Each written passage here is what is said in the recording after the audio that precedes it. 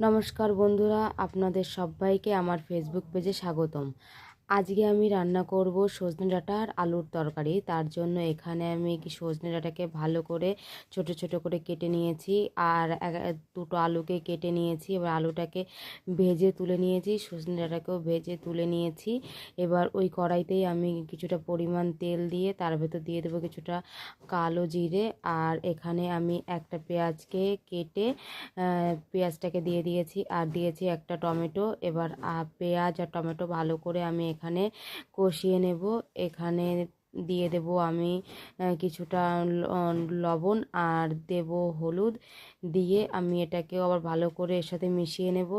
মেশানো হয়ে গেলে আমি ভেজে রাখা আলু আর ডাঁটাকে দিয়ে দেব। এবার সমস্ত কিছু একসঙ্গে ভালো করে মিশিয়ে আমি এখানে ভালো করে কষিয়ে নেব। নেওয়ার পর এখানে দিয়ে দেব কিছুটা পরিমাণ লাল লঙ্কার গুঁড়ো।